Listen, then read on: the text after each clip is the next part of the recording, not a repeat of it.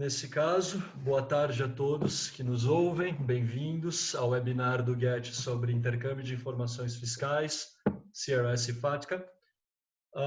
Primeiro, deixa eu apresentar os meus colegas de mesa, começando pela Ilka Marinho Barros Pugsley.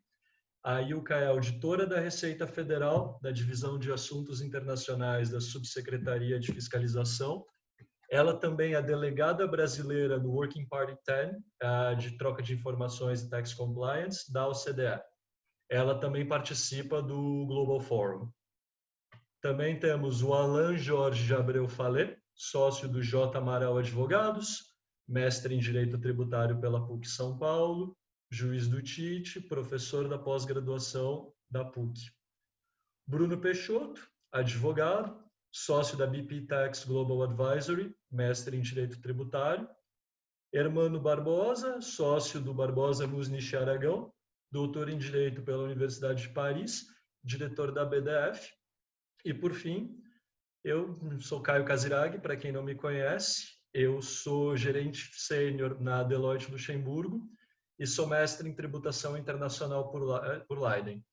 Queria agradecer aos meus colegas de mesa, queria agradecer ao GET, as pessoas que estão aqui nos prestigiando. E, tomando essa deixa, eu vou começar e fazer uma rápida introdução sobre o contexto histórico da troca de informações. E o contexto histórico é como chegamos aqui. Como esse tema, que 20 anos atrás era um tema não muito comentado, se tornou o que ele se tornou hoje. E a primeira coisa que, para começar, é que troca de informações para fins fiscais, ela é tudo menos recente. Você encontra registros disso acontecendo no século XVIII. Você tem a primeira convenção tratando do assunto, uma convenção sobre troca de informações fiscais, em 1843. Algo como 50 anos antes do primeiro, o que teoricamente se chama de primeiro tratado para evitar a dupla tributação. Então, é um tema antigo e que ele sempre esteve à volta, mas agora ele voltou com muita força a partir de uns 20 anos atrás, mas principalmente a partir de 2008. Passando pelo século XIX e entrando no século XX, a gente tem, em 1923 e 1925, o reporte dos 4 economistas, que foi feito pela Liga das Nações, e ele é o embrião dos tratados para evitar a dupla tributação, como nós conhecemos. E também discute a troca de informações fiscais. Existe uma convenção criada naquela época só para a troca de informações e assistência administrativa. Essa convenção, ela é de 1927, ela é um modelo, e até onde eu tenho conhecimento, esse modelo não foi empregado pelos países. E o que é muito interessante é que em 1927 eles previam troca de informações a pedido e troca de informações rotineiras. E essa troca de informações rotineiras é basicamente o que hoje a gente chamaria de troca de informações automática. Então, a gente vê que há quase 100 anos atrás já tinham pensado em troca de informação automática e nos documentos dessa convenção, nos comentários, você encontra comentários sobre, por exemplo, como ela precisa ser multilateral e muitos países precisam aderir para funcionar, como essa informação tem que ser trocada de rotina sobre imobiliários, imóveis, valores mobiliários, salários de diretores. Então, essa é uma ideia antiga. Aí, em 1943 e 46, saem os drafts do México e de Londres, que são bastante próximos da Convenção Modelo da OCDE, e ainda existiam algumas menções lá à troca de informações automática, de rotina na época, porque não tinha computador, não iam dizer automática. Em 1963, todo mundo já adivinhou, a nossa querida Convenção Modelo, foi quando a troca de informações ela sai de uma convenção própria e ela entra na Convenção Modelo no famoso artigo 26. O artigo 26 da Convenção de 63, ele é interessante por quê? Porque o padrão adotado foi a troca de informações a pedido, o upon request. Então, é interessante a gente notar que, em 1963, a OCDE fez uma opção. Ela optou por não colocar a troca automática ou de rotina dentro da Convenção Modelo, E, ao longo dos anos, o comentário foi sendo reformado, o artigo 26 foi aumentando de escopo, e hoje em dia a gente está na situação que nós temos. O 26 ele ainda é ele é mais para troca a pedido, mas você encontra menções à troca automática no comentário e ele serve de base para troca automática de vários outros mecanismos. Passando, em 72 surgiu uma convenção tripartite, então é a primeira convenção tributária multilateral de que eu tenho conhecimento, que é a Convenção de Assistência Administrativa dos Países Nórdicos. Ela também incluiu a troca de informações automática. Isso é só para a gente ver que a troca automática não é um conceito novo. Na verdade, é um conceito muito antigo, que ele vem voltando. Ela sempre acaba aparecendo. Em 1977, a OCDE amplia o escopo do artigo 26 e ele para de ser restrito só às pessoas que podem acessar o tratado. Em 1977, também sai a Mutual Assistance Directive, que é a ancestral da DAC europeia, que a gente tem hoje. Em 1988, a Convenção Multilateral, a primeira versão dela, que inclusive foi assinada pelo Brasil. O Brasil é signatário dessa convenção.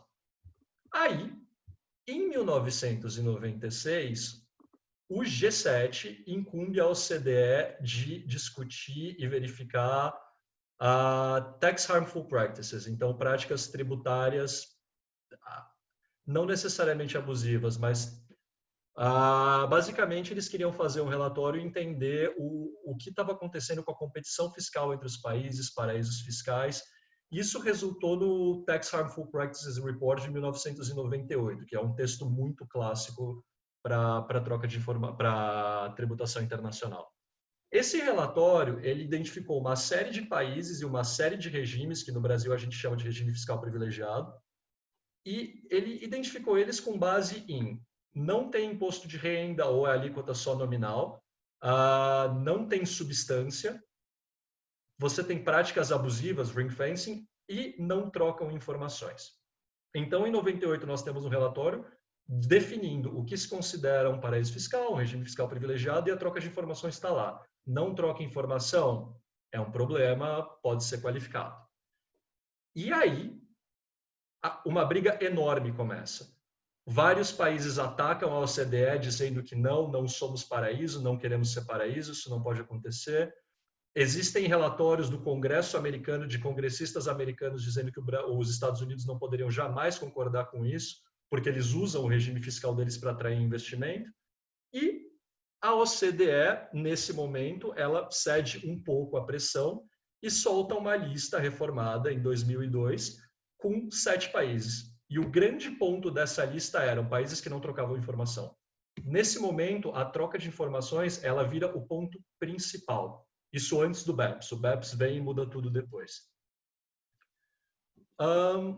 Então, isso é interessante para a gente ver como que a troca de informações automática, agora dirigida pela OCDE, os Estados Unidos, que foram os dois grandes drives de implementar esse standard, eles já tiveram opiniões diferentes no passado, mas os tempos mudaram e as pessoas seguiram e agora a gente tá nesse contexto. O que aconteceu para a gente chegar nisso? Várias coisas. O que eu chamo, sem muita originalidade, de a tempestade perfeita de 2008, quando você tem a crise do subprime e 2 escândalos, o escândalo do banco LGT, de Liechtenstein, e o escândalo UBS. E descobre-se que existem bancos, muitas pessoas usam produtos offshores para escapar da tributação, principalmente nos Estados Unidos, e os Estados Unidos vão, então, e 2 anos depois, em 2010, lançam o FATCA, que é o grande driver da mudança de Exchange of Information a pedido para Exchange of Information automático. Em 2012, a OCDE entra de vez no projeto BEPS. Em 2014, nós temos o lançamento do CRS, que foi sendo adotado progressivamente por diversos países. Temos mais de 100 signatários no momento. E aí, em 2014, 2015, 2016 e 2017, você tem leaks. Então, teve o LuxLeaks, o SwissLeaks, o Panama Papers, o Paradise Papers, que consolidam de vez o conceito de que é necessária a troca de informações. Feita essa brevíssima introdução, eu passo a palavra à Ilka, que vai nos explicar em maiores detalhes como a troca de informações funciona. Ilka, por favor. Ok, pessoal, boa tarde a todos. Eu vou tratar rapidamente aqui dos instrumentos legais que permitem o intercâmbio de informações tributárias do Brasil com as outras jurisdições. Atualmente, nós temos 33 acordos de dupla tributação que contemplam, no artigo 26 em geral, alguns até no artigo 25, a questão do intercâmbio de informação. Então, além da própria... dos mecanismos e dos preceitos para evitar a dupla tributação, também se considera o intercâmbio de informação como uma questão importante, né? E nós também temos acordos específicos de intercâmbio de informação, que são os TIAs, que é o Tax Information Exchange Agreement, e eles possibilitam o intercâmbio com países com os quais a gente não tinha ADTs. Então, como a nossa rede de tratados era reduzida, né, ainda é reduzida, com aqueles países que a gente não tinha o TIA, não tinha o ADT, que permitia o intercâmbio de informação, a gente tem o TIA.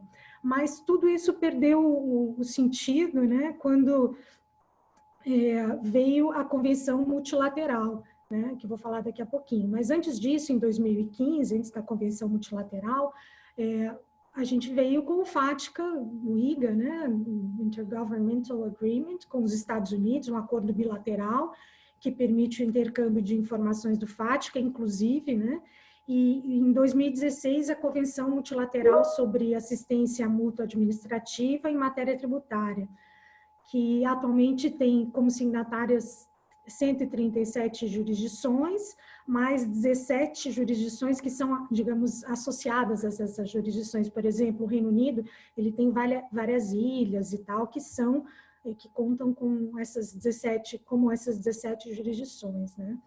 E aqui no Brasil, passou a produzir efeitos a partir de 1º de janeiro de 2017. Então, como eu estava falando agora há pouquinho, com a Convenção Multilateral, passaram a ficar sem sentido alguns TIAs que ainda estavam aguardando aprovação no Congresso Nacional. Quer dizer, a gente não tinha acordo de dupla tributação, ou teria o TIA com aquele país, e com a Convenção incorporou todos esses países, ou pelo menos a maioria deles, né? E o que importa aqui é que a rede de jurisdições com as quais o Brasil intercambia informação cresceu significativamente, né? Dos 33 países que tinham acordo, mais alguns TIAs em vigor, nós passamos a ter toda essa possibilidade aí de 137 mais 17. E eu vou falar um pouquinho da Convenção Multilateral, porque ela é que dá suporte a várias formas de intercâmbio, que são o foco da nossa conversa hoje, né?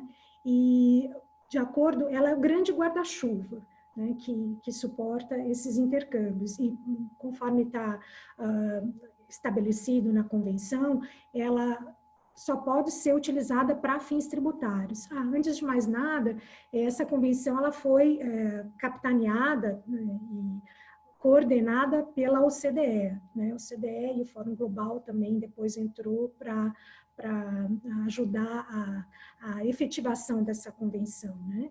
Ela foi capitaneada, não, ela é coordenada ainda pela OCDE, né? E a convenção, tudo que está debaixo dela, só pode ser utilizado para fins tributários, embora também permita o uso para fins penais, mas apenas aquelas condutas tributárias passíveis de ação penal. Nesse caso, né, existe a possibilidade de retroagir até a data de vigor da Convenção Multilateral, que é dia 1º de janeiro de 2017. Então, com relação ao que a gente faz hoje em dia, né, no Brasil, é como a representação fiscal, que eu não utilizo a informação para fins penais, mas a partir de uma representação fiscal, ela pode ser utilizada para esses fins, se tiver relação com a conduta tributária. Tá? Ela abrange qualquer tributo, ela contempla qualquer tributo administrado pela Receita Federal, né, e inclusive tributos idênticos ou similares que venham a ser criados depois da entrada em vigor, né, de 2017. Ela também permite que existam fiscalizações tributárias simultâneas, que são aquelas em que cada fisco atua sobre o mesmo contribuinte, mas no seu próprio território. e ela também permite a presença de funcionários da administração tributária em outro país, tanto nossos funcionários, como os das outras administrações tributárias. E como eu falei, né, ela entrou em vigor dia 1º de janeiro de 2017, mas ela pode até retroagir na esfera tributária, na esfera penal não, por uma questão constitucional, né?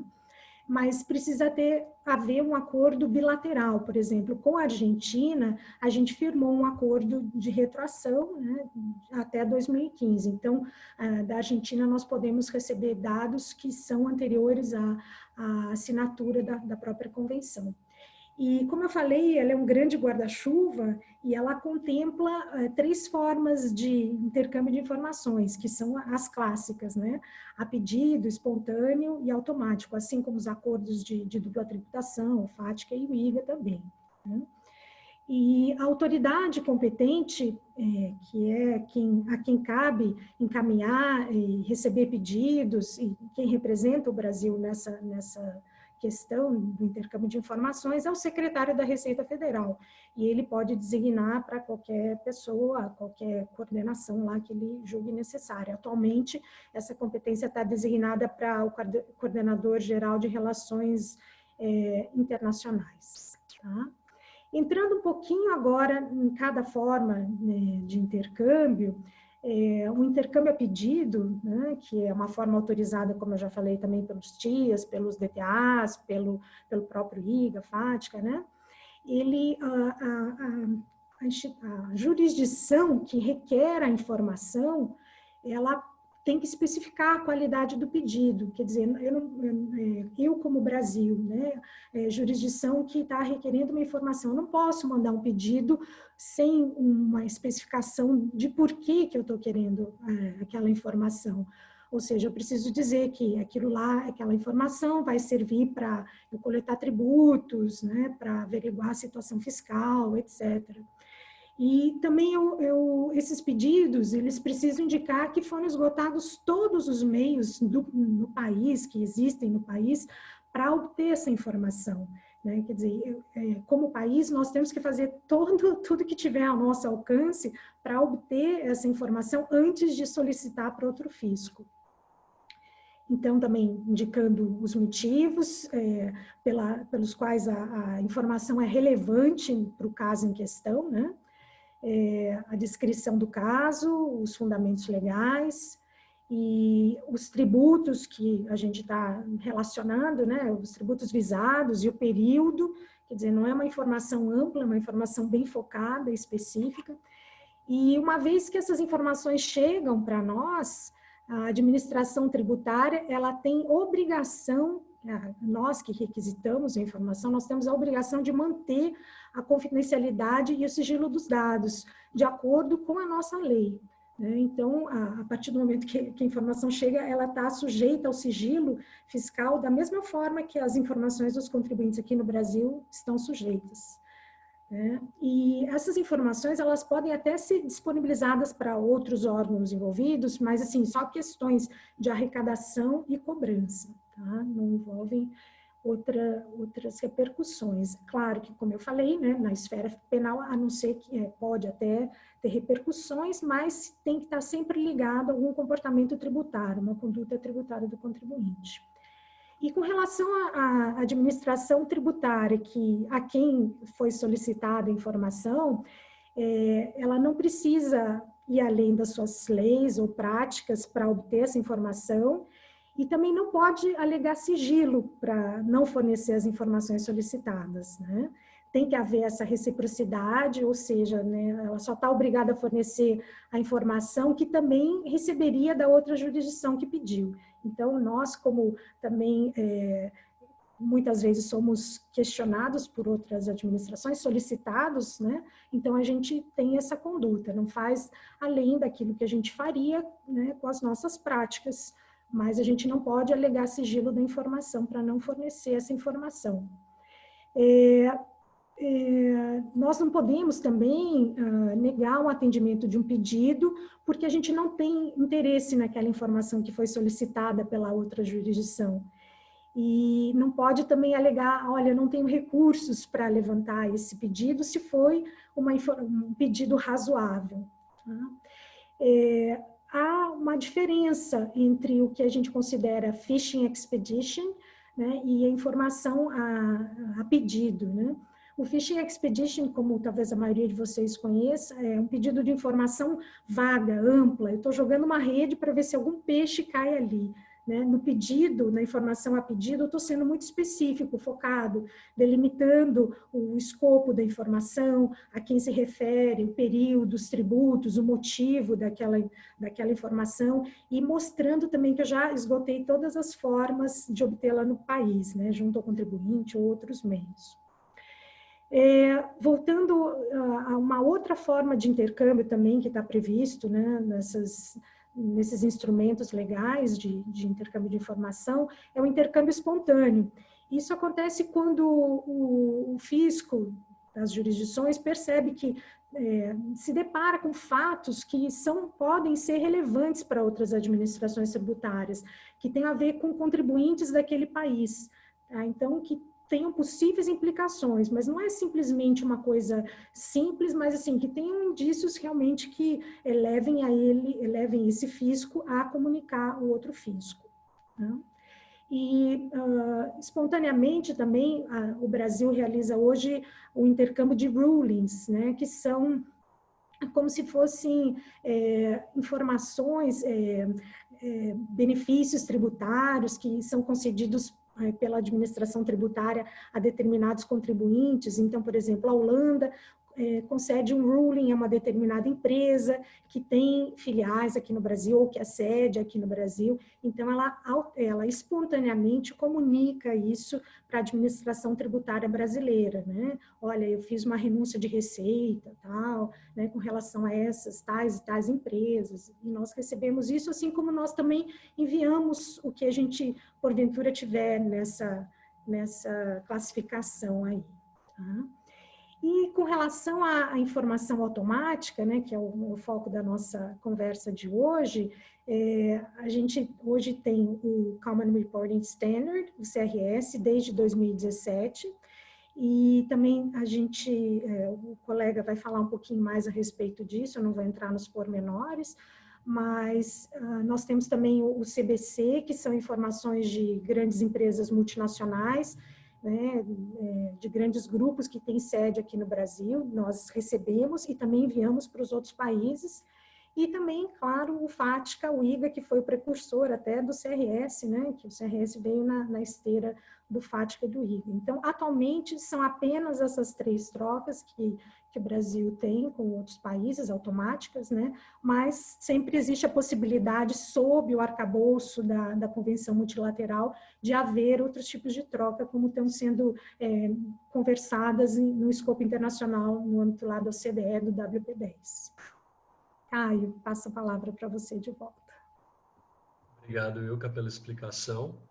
Agora eu passo a palavra para o Bruno, que vai nos explicar a FATCA, a visão americana, e eu vou lançar a nossa primeira enquete do dia. Teremos algumas. E para os participantes, para vocês saberem, depois dessa exposição inicial de cada um, nós vamos ter um bate-papo mais aberto. Então, se vocês tiverem perguntas, podem mandar, fiquem à vontade, que nós vamos tentar responder dentro do limite de tempo, faremos o melhor que pudermos. Perfeito. Bruno, por favor. Não, desculpa, Caio. Não, pode mandar. Acabei esquecendo. Fica lá, pode ir. Bom, perfeito. O Caio lançou essa primeira enquete, digamos assim. Na sua opinião, é desejável que governos possam comprar informações vazadas, como ocorreu no caso da LGT. Em essência, muito obrigado, Caio, por mediar o painel. Sei que é um trabalho enorme. Edgar, pelo convite, aos demais, ao Alan, a Ilka, ao Hermano e a todos os demais que estão nos assistindo. Muito obrigado, é um prazer. Como o Caio comentou, em essência, o que nós vamos tratar aqui inicialmente é do FATCA, do Foreign Account Tax Compliance Act, Eu vou fazer uma rápida análise cronológica, prometo, Caio, que não vou passar do tempo estabelecido. Veio, como o Caio comentou na introdução dele, em 2008, a raiz da crise econômica mundial e do déficit que isso gerou, especificamente na economia americana. A administração Obama, o governo dos Estados Unidos, ele promulgou o HIRE Act, que era uma série de medidas para estimular emprego e economia dos Estados Unidos e também arrecadação. Aqui nos Estados Unidos, quando se faz um pacote de estímulo onde vai a ter fundos federais envolvidos, tem que se determinar de onde esses fundos irão sair. Então, parte dessa medida foi criar ou gestar um acordo automático de informações, onde, na concepção, obrigaria todos os países a fornecer, de forma unilateral, informação de americanos com ativos fora dos Estados Unidos. Por que isso? Porque os Estados Unidos, isso foi uma informação, uma mera curiosidade que eu francamente não tinha essa informação, existem 2 países no mundo que tributam a renda mundial dos seus cidadãos, mesmo que esses cidadãos não vivam neste país. São os Estados Unidos e a Eritreia. Então, se tu és lawful resident nos Estados Unidos, o que significa isso? Ser green card holder ou cidadão, tu tens o dever de declarar e recolher impostos aqui nos Estados Unidos, mesmo que tu não vivas aqui. Ou seja, se tu nasceste daqui, teu pai e tua mãe vieram para cá, isso é são casos muito comuns que nós temos aqui no escritório.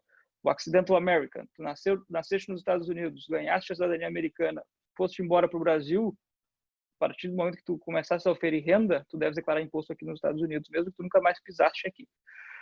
Então, a raiz disso, os Estados Unidos cria o FATCA, buscando objetivamente arrecadar recursos para fazer frente a todos esses programas. A ideia inicial do FATCA era arrecadar $800 milhões ao ano desses ativos no exterior de contribuintes americanos. Tá? O FATCA, como a Ilka bem comentou, é o nome da lei, Foreign Account Tax Compliance Act, mas ele é balizado em um acordo entre países através do Intergovernmental Agreement, tá? Que é o acordo entre os Estados Unidos e cada país. Ele tem um caráter bilateral, não multilateral como o CRS, que o Alan vai nos explicar logo em seguida. Dito isso, os países têm, em essência, 2 formas de aderir ao FATCA. Tá? O Model 1, que é a grande maioria dos países, são aproximadamente 100, onde há troca automática, e o Brasil é um deles, onde há troca automática recíproca, sim, onde os países, ou seja, o Brasil, por exemplo, através da Receita Federal do Brasil, envia ao IRS, ao fisco americano, os dados enquanto a saldos de conta bancária, número de conta, Tax Identification Number, e se houve depósitos e retiradas dessas contas dos contribuintes americanos. O que é importante nessa premissa é que ela respeita a mesma regra do CRS, ou seja, o beneficial owner, ou seja, qualquer conta bancária que o americano seja beneficiário. Enquanto que o Brasil ou qualquer outro país signatário do modelo 1 recebe de volta, é uma informação muito mais restrita. Ela diz respeito somente a titulares de conta bancária brasileiros, ou seja, pessoas físicas ou jurídicas, que tenham tido renda de fonte americana. Por quê? Porque não existe marco legal nos Estados Unidos onde o banco, a instituição financeira, tenha que enviar informações de qualquer outra renda que não essa ao IRS. Então, especificamente, aí já lanço para discussão na segunda hora desse bate-papo, isso potencialmente lançou um outro grande subproduto americano, que é o do private banking para mercado offshore. Por quê? Porque se tu comparares com o Common Reporting Standard, o FATCA, ele entrega às autoridades fiscais dos outros países pouquíssima informação, quase nula. Se tu tens uma conta bancária só com depósito financeiro sem renda de fonte americana, sequer essa conta bancária está reportada. Por essa razão é que hoje os Estados Unidos detêm aproximadamente, é uma das razões, 32% dos depósitos de private banking no mundo. Isso é um aumento de 10% vis-à-vis a 2010, quando o FATCA foi implementado. E lanço outro ponto de discussão lá na frente para a segunda hora, que é uma crítica que muitos têm da OCDE, que ela parte da premissa que todas as autoridades fiscais têm a mesma seriedade que tem a Receita Federal do Brasil, as jurisdições dos países membros da OCDE, quando na realidade nós não vemos muito isso em alguns casos. Nós temos, por exemplo, muitos clientes, muitos contribuintes argentinos, mexicanos, enfim, que participaram das anistias e demais, mas preferem manter os ativos nos Estados Unidos para que o fisco desses países tenha a menor informação possível por medo de vazamentos. Então, o FATCA, em essência, ele traz essas duas premissas. A troca de informação é anual, geralmente em setembro, com as instituições financeiras tendo que fornecer essa informação até julho às autoridades fiscais. Esse ano, em função do COVID-19, isso foi postergado até o final do ano.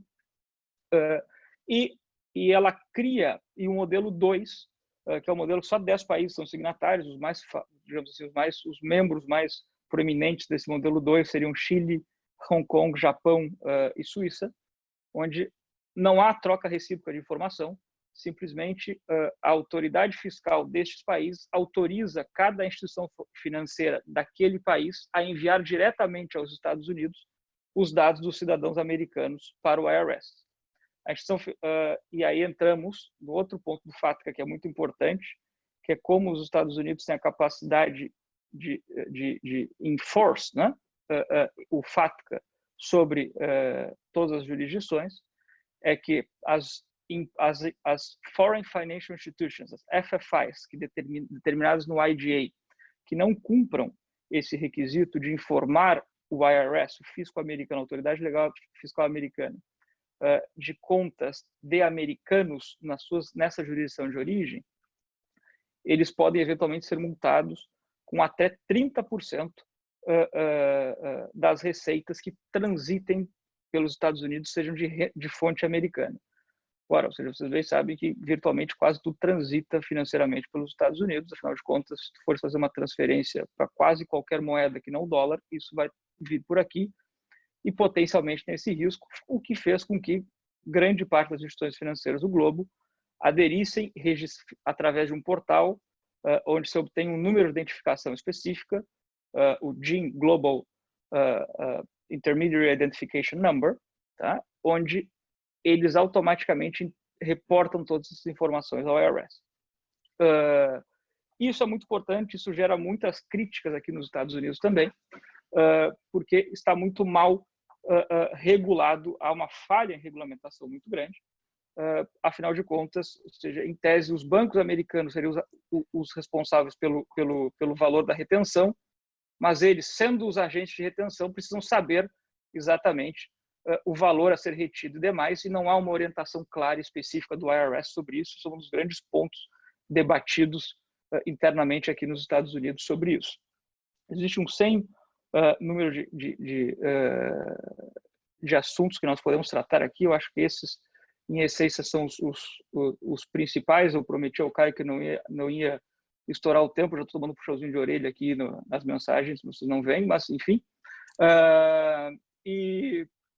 E por fim, lanço outra discussão para a nossa segunda etapa, que é o custo de implementação disso, né? Ou seja, como o IRS sozinho já gastou 380 milhões de dólares para implementar o FATCA aqui nos Estados Unidos.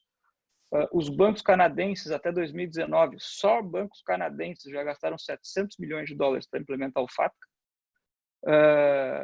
até 2019, e o FATCA não está arrecadando mais de 100 milhões de dólares por ano aqui, não, até o momento, desde a data concepção, ou seja, o aumento de arrecadação. Então, na minha opinião, eu já vou antecipar um pouco, eu acho que o efeito do FATCA Continuous CRS, foi muito maior às economias emergentes, por exemplo, ao Brasil e outros países, porque fez com que o contribuinte desses países obrigou esses países a criar programas de anistia e obrigou esses países, ao contribuinte desses países, a aderirem aos programas de anistia desses países em função dessa troca automática, essa transparência fiscal que nós fizemos, essa troca automática de informações. Caio, desculpa o estouro e muito obrigado. Não tendo que se desculpar, conseguiu fazer em 9 minutos e 50 segundos. Bom, obrigado, Bruno. Temos aqui a nossa resultado da primeira enquete. A opção não ganhou com 58%, então não é desejável. A segunda, a análise deve ser feita caso a caso, com 27%, e 15% votou sim, é desejável. Então, agora, eu peço licença para passar a palavra ao Alan, que vai discutir CRS. Obrigado, Bruno. Alan, por favor. Bom, obrigado, Caio. Primeiro aí, obrigado ao Guedes pelo convite, com tantos expoentes aí, nossos participantes também, tantos amigos aí participando. Fiquei com uma tarefa aqui difícil de falar depois do Bruno. Mas, assim, o primeiro ponto que eu queria tratar é que, de acordo com a globalização, né, e essa multiplicidade de padrões contábeis ao redor do mundo, existem vários limites históricos, né? Então, a gente tem limites culturais, a gente tem limites políticos, econômicos para a harmonização contábil mundial, tendo em vista essas diversas influências recebidas por países com práticas contábeis evoluídas e até mesmo aqueles sem o mesmo nível de desenvolvimento institucional, né? Quando a doutrina ela passa um pouco sobre essa temática, ela estabelece que a fonte de financiamento do Estado com pagamento de tributos em razão da atividade empresarial, ela seria a principal causa dessas diferenças, e eles dividem em dois grupos, né? Países cujos negócios foram historicamente financiados por instituições financeiras e países com investimentos baseados no capital. Essa definição ela é importante na medida em que esse contexto ele impacta frontalmente na definição das práticas contábeis, sendo estas, né, desenvolvidas para a proteção e informação dos seus principais autores. Entrando aqui no ponto do padrão comum, né, a troca automática de informações ela ganhou o corpo no Fórum Global sobre Transparência e Troca de Informações Tributárias, né? A concepção de um padrão comum aceito por mais de 100 países que submetem tais informações desde 2017. A título ilustrativo aqui, só uma informação de 2016, para a gente ter uma ideia, que foi um levantamento feito pela KPMG, com 146 instituições financeiras em todo o mundo, sobre a implementação do padrão comum de repórter, teve algumas conclusões, né? Lá em 2016, 40% apenas adotaram ações preliminares ou estavam começando a focar nesse tema. 64% responderam que conseguiriam atender o prazo até 1º de janeiro. Para a adoção antecipada, né, que é 1º de janeiro de 2016. 60% já começaram a coletar essas informações nas outras jurisdições e se comprometeram a adotar o padrão comum já em janeiro de 2017. E 97% não iriam ou não planejavam terminar qualquer relação com seus clientes em razão dessas obrigações e desse novo padrão. Tá? Então, tendo em vista essa negociação dos acordos bilaterais, né, do FATCA e tudo mais, a OCDE foi designada pelo G20 para desenvolver uma norma mundial única para troca automática de informações fiscais, né, o padrão comum de reporte, que também possui a intenção de combater a fraude e a evasão fiscal, tendo em vista a elevação das trocas entre as jurisdições participantes, né? A gente está falando de base anual, né? Isso ficou muito claro no evento da OCDE em Paris, né, que foi realizado em 2018. E em face do disposto no padrão comum de reporte, né, as instituições financeiras residentes nessas jurisdições participantes, elas reportam às suas autoridades fiscais certas informações financeiras relacionadas a pessoas residentes em diversas jurisdições também participantes do padrão comum de reporte, né? Essa troca ela deve ser efetuada obrigatoriamente entre as autoridades fiscais competentes, tá?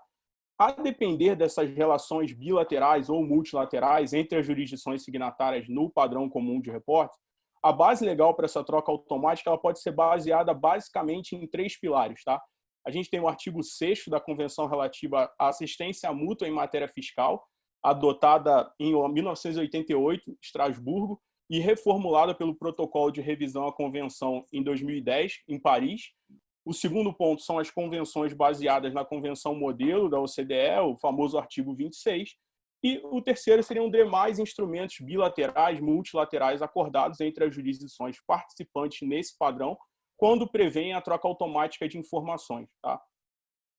Esse padrão comum de reporte foi totalmente introduzido nos respectivos instrumentos existentes no patamar da União Europeia, quando da aprovação da Diretiva número 2, em 2014, que diz respeito à troca automática de informações no domínio da fiscalidade, sendo este o instrumento que constitui a base jurídica para a troca automática de informações sobre contas financeiras entre os Estados-membros da União Europeia. Tá?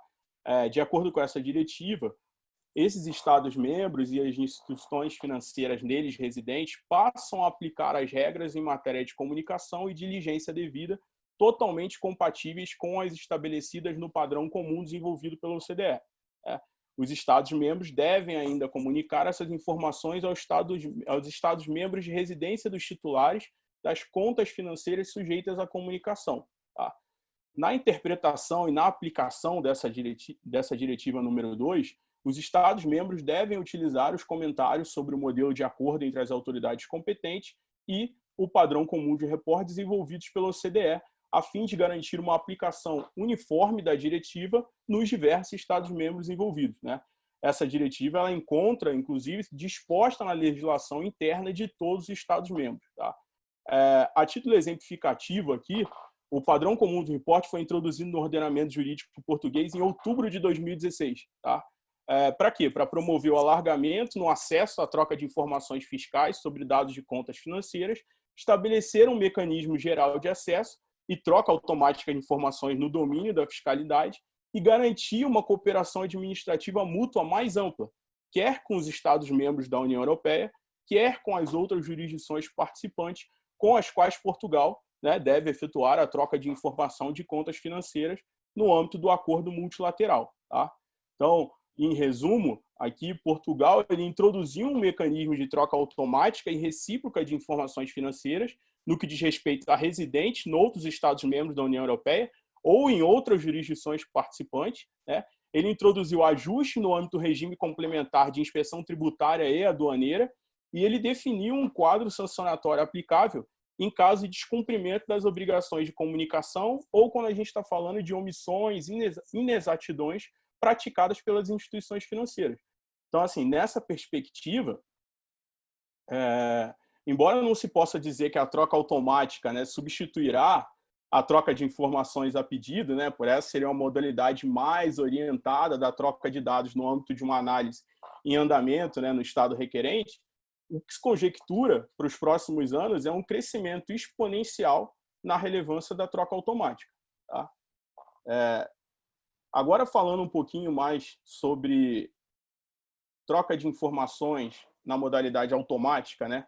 Nesse conceito de troca automática, a gente abandona um pouquinho aquele conceito de previsível relevância que estava lá na essência, né, da troca de informações na modalidade a pedido. A gente falou um pouquinho, a Ilka falou um pouquinho no início, né? Esse padrão de troca automática, ele encontra-se, né, na Convenção Modelo de Autoridades Competentes sobre Troca Automática de Informações Financeiras, para aprimorar o respeito às normas de tributação internacional e no próprio padrão comum de reporte. Tá? Em 2019, independente de terem assinado a Convenção Multilateral, mais ou menos 109 países haviam se comprometido com a troca de informações na modalidade automática. Tá? E desses 109, 49 já tinham iniciado o intercâmbio em 2017, 51 em 2018, né? E aí está o Brasil, e outros 9 iniciariam aí entre o ano passado e o início desse ano. Tá? 47 jurisdições fiscais, países ainda em desenvolvimento, não teriam assumido ainda esse compromisso. Tá? Então, nesse sentido, a gente não pode falar em um consenso geral acerca da imprescindibilidade da troca de informações na modalidade automática, diversamente do que ocorre naquela modalidade a pedido. Tá? Também fica difícil a gente prever um pouquinho o modus operandi na medida em que os países eles encontram-se na etapa inicial de desenvolvimento dessa prática, conforme o cronograma estabelecido pela própria OCDE. Então, assim, os países que se comprometeram com essa modalidade, eles demonstraram alguns resultados positivos, tanto do ponto de vista da coleta de informações de instituições financeiras residentes, tanto quando a gente pensa na perspectiva do seu efetivo intercâmbio com outras jurisdições fiscais. Né? E aí vem aquela pergunta, né? Qual seria a abrangência da proteção dos direitos do contribuinte no tocante ao sigilo das informações recebidas nessa modalidade automática, né? Porque muitas das vezes o contribuinte ele nem fica sabendo, né, que ele teve a informação dele trocada. Caio, ainda tem mais alguns minutos, né? Boa. Falando um pouquinho sobre transparência e troca de informações, especificamente na União Europeia, a jurisprudência, existem diversos casos onde a troca desempenha papel central na resolução do caso concreto, né? Assim, com relação a Estados não membros, enquanto não se apliquem ali as liberdades previstas nas fontes primárias da União Europeia, o que se aplica? Aplica-se a liberdade de fluxo de capitais e pagamentos. E tem um tratado sobre funcionamento da União Europeia que trata sobre isso. Nos termos da jurisprudência, uma medida unilateral introduzida por um dos Estados-membros não pode ser discriminatória. Tá? Quando a gente está falando de liberdade de fluxo de capitais, essa medida significa o quê? Tornar menos atrativa a realização de um investimento em outro Estado-membro ou num terceiro Estado. Tá? Nas relações com esses terceiros Estados, conquanto que se aplica a liberdade de fluxo de capitais e de pagamento, seria justificável a previsão de uma medida restritiva amparada pela efetividade do controle fiscal. Tá? E aí a gente tem dois casos famosos, que é o Haribo e o caso Way, né? E quando a gente vai analisar esses casos, a gente percebe basicamente o seguinte raciocínio. A garantia da efetividade do controle fiscal prestigia o direito das autoridades de obter todas as informações necessárias para a correta determinação do montante do crédito tributário que está em jogo, tá? A justificativa de uma medida discriminatória com potencial de restrição da liberdade do fluxo de capitais. Tá? E assim, essa justificativa não deve prevalecer quando invocada na presença de um instrumento de assistência mútua celebrado entre os Estados, como uma convenção destinada a evitar a dupla tributação, por exemplo, com cláusula de intercâmbio de informações. Então, assim, a jurisprudência da União Europeia, ela traz o posicionamento de que existiria maior espaço para alocação do ônus da prova aos contribuintes no âmbito das relações entre os Estados-membros da União Europeia, o que não se aplicaria para as relações de Estados-membros com terceiros Estados, né? Nos quais a existência de instrumentos jurídicos destinados a assegurar assistência seria uma condição impreterível para que a medida restritiva não pudesse ser justificada com fundamento de assegurar a efetividade do controle fiscal. E aí eu venho com mais uma pergunta, Caio, é a última para encerrar. Como que se posicionaria essa jurisprudência nos casos em que um terceiro Estado estivesse submetido a uma obrigação internacional de troca de informações? A gente continuaria usando essa justificativa? Então, eu encerro aqui para o Caio não me matar com o tempo. Agradeço a todos. Obrigado, Alan. Só para esclarecer para todos os participantes que eu sou da paz, eu não vou matar ninguém. Agora eu vou colocar a nossa segunda enquete e passo a palavra ao Hermano, que vai fazer a nossa última exposição individual antes da gente seguir para o nosso bate-papo. Obrigado, Hermano. Bom, Caio, obrigado por passar a palavra. Boa noite para todo mundo. Uma satisfação estar aqui com vocês todos falando sobre esse tema que acho que é bastante relevante. Gostaria de agradecer ao Getty, na pessoa do Edgar, um amigo, por esse convite e parabenizar ele pelo trabalho que ele tem feito no Getty, com discussões tão bacanas, e por organizar esse grupo aqui, que antes dessa nossa conversa me fez aprender pra caramba em conversas com essa turma aí ao longo da semana, últimas semanas, tem sido uma coisa muito frutífera. Espero que a gente levante pontos interessantes para a discussão aqui também. No ponto que me cabe aqui, eu acabei tendo uma função que foi muito fácil aqui para a minha exposição, mas ao mesmo tempo muito difícil também, né? Muito fácil porque tudo já foi dito pelos interventores, panelistas que me precederam. É muito difícil também porque exauriram a questão de uma forma muito competente pelo pouco tempo que foi controlado com rigidez luxemburguesa pelo Caio. Então, dito isso, eu gostaria de levantar alguns pontos aqui para a discussão, já imaginando que eu acho que a gente pode ter de muito produtivo, e eu acho que é um dos objetivos do Getty, justamente essa troca de ideia entre todos os participantes, já que idealmente era a gente estar numa mesa redonda, ainda que grande, mas isso não é possível, então a gente faz isso virtualmente. O tema, então eu separei alguns pontos. Só é engraçado, Caio, você comentou, né, sobre as trocas automáticas estarem previstas no primeiro modelo de acordo de 27, mas eu iria até além. O acordo de 1843, os acordos, né, da Bélgica com seus países vizinhos, embora relativos a direitos de sucessão, ou direitos imobiliários, eles já previam troca automática também, embora não periódica, né? Então, realmente, eu concordo totalmente com você. É impressionante como é um tema antigo, mas que, entretanto, continua sempre muito marginal, né? Marginal no sentido pouco utilizado da palavra, né? Mas separei algumas perguntas e comentários sobre as outras intervenções, mas faço diretamente a minha aqui, que é examinar um pouco, conjecturar, né? Já que eu acho que tudo sobre a fundamentação legal já foi apresentado, a minha ideia aqui era conjecturar um pouco sobre como é que esse assunto vai ser recebido ou pensar um pouco nas perplexidades que ele pode gerar quando chegar aos nossos tribunais ou quando chegar, seja administrativos ou judiciais. O tema, em primeiro lugar, me parece, eu tenho um interesse acadêmico, profissional, infelizmente, bom, eu já tive a oportunidade de trabalhar alguns casos, mas numa perspectiva estrangeira, ajudando advogado estrangeiro com relação a informações solicitadas pelo Brasil. Acho que ainda são poucos os casos em que você tem a oportunidade de assessorar o cliente estrangeiro com relação às informações que sejam pedidas ao fisco brasileiro, mas a tendência isso é crescer também e ganhar importância. Lembrando sempre que a gente está falando aqui de trocas administrativas e não judiciárias, né? Não baseadas em matéria criminal.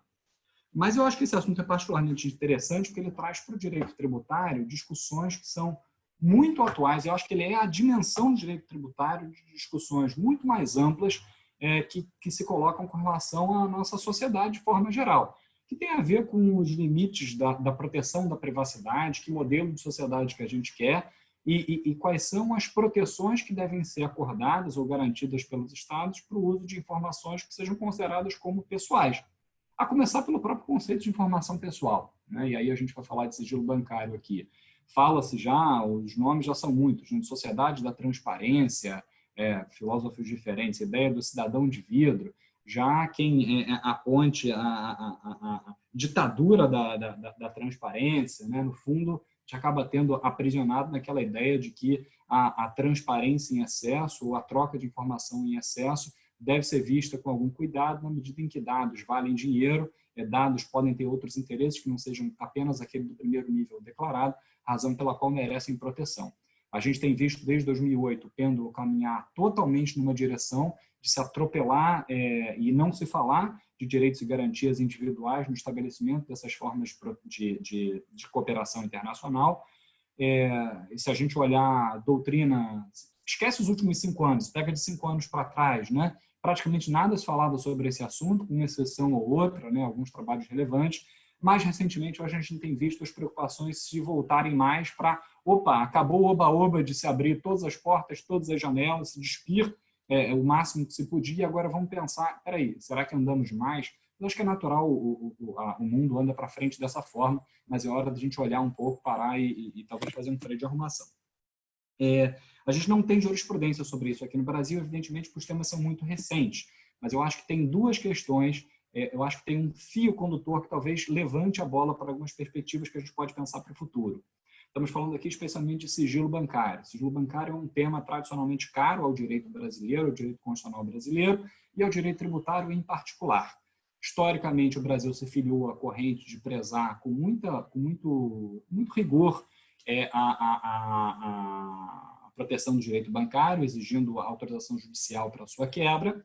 Mais recentemente, em 2001, a gente teve uma mudança de paradigma, uma mudança importante no quadro legal, com a edição da Lei Complementar 105, cujo artigo 5º, o artigo 6º, passa a autorizar o acesso de informações pelo fisco a informações bancárias sem base, sem autorização judicial prévia. O artigo 5º ele acaba sendo a base para o Poder Executivo disciplinar, inclusive quanto à periodicidade, critérios segundo os quais as instituições financeiras devem informar a administração tributária operações financeiras efetuadas pelos usuários de seus serviços. 2001, muito antes da gente falar de trocas automáticas de informação, pelo menos na abertura da Convenção Modelo, tal como viria a acontecer de 2008 em diante. Mas fato é que, em 2001, Início de 2016, em julho de 2016, acontece um julgamento super importante no Supremo, recurso extraordinário 601/314, sobre a constitucionalidade dessa Lei Complementar 105, sobre dispositivos variados, inclusive aqueles que falam sobre a possibilidade de acesso automático por parte da administração pública, né? É interessante notar o contexto histórico em que essa decisão é adotada. 2016 é o ano em que o Brasil ratifica a Convenção Modelo, assina a Convenção Bilateral com a Suíça, é o ano em que é lançada a primeira edição da Lei de Anistia, do RERT, quem não se lembra, né? Mas a decisão proferida pelo fisco, um voto desses nossos, como a nossa prática constitucional, multiquilométricos, né? E alguns deles bastante doutrinários, interessantes de ser lidos, mas muito doutrinários, mas basicamente ele reconhece a constitucionalidade da Lei Complementar 105 por reconhecer que existe ali um confronto entre o direito ao sigilo bancário e o dever de pagar tributos. Eu utilizo a expressão do casal Tanabás, não vamos discutir aqui, enfim, as opiniões pessoais sobre ela, mas o Supremo acolhe essa visão de princípio, essa visão positiva de princípio da capacidade contributiva, sobre a formulação de dever de pagar impostos, entende, faz uma diferenciação em que, na verdade, não teria uma quebra de sigilo, mas um traslado do dever de sigilo do fisco para da instituição bancária para o fisco, né? E que, portanto, não haveria alguma inconstitucionalidade nisso. Para não correr o risco de avançar aqui no tempo, recomendo apenas a leitura desse dispositivo, mas separaria duas observações. Primeiro, é interessante notar que quase todos os ministros, ao lançarem seus votos, exceto os ministros vencidos, Marco Aurélio e Celso de Mello, decano, mas todos os ministros, ao lançarem os seus votos, de alguma forma fazem referência ao contexto histórico em que se vivia no país e no mundo naquela altura. O ministro Fachin faz referência ao fisco global, a expressão do professor Heleno, faz referência à FATCA, BEPS, as avaliações negativas do Brasil pela transparência internacional. Outros ministros seguem na mesma linha, mas eu destaco um trecho em especial do voto do ministro Barroso, que, enfim, não vamos ter tempo de entrar no detalhe, mas ele fala que, em conclusão parcial, ele entende que, abro aspas para o voto dele, no mundo atual, em constante revolução, não se pode ter ilusão de sigilo absoluto de dados. Cada vez mais se caminha para a garantia de uma troca segura de informações entre órgãos de controles, bancos e até mesmo estados soberanos. Obter dictum, ele acaba tocando no tema de trocas automáticas de informação, com um viés um pouco preocupante, porque as peças, né, apresentadas pelo contribuinte não levaram muito à discussão por aí. Entretanto, é interessante pensar também um trecho do ministro Marco Aurélio, no voto dele, em que diz o seguinte, abram aspas, esqueçam a minha dicção confusa e lembrem da entonação do ministro Marco Aurélio, com aquele timbre que é tão familiar para todos aqui. Cooperação mundial assustou-me a invocação da cooperação mundial, porque escancarou, a mais não poder, que os dados recebidos são utilizados nessa mesma cooperação. Mas a Receita Federal quer os dados sigilosos por mandamento maior, decorrente da Carta, para adentrar no campo da cooperação mundial. A cooperação internacional deve ser harmônica com o arcabouço normativo pátrio, sem o que não pode ser implementado. O que é sigilo, sob pena de ter sofismo, é guarda de dados sob olhos de um único órgão, que a partir do momento em que haja comunhão em termos de conhecimento desses dados, não há mais sigilo. Faço referência ao ditado mineiro, quem é de Minas aqui sabe, de que um segredo contado para mais uma pessoa deixou de ser segredo. Não é verdade? Para fechar, me dê mais um minuto, Caio, chamo a atenção, é interessante, só para não deixar de comentar, o ministro Barroso faz referência às democracias avançadas para indicar que o Brasil caminharia na contramão da história ao não flexibilizar as suas regras de sigilo.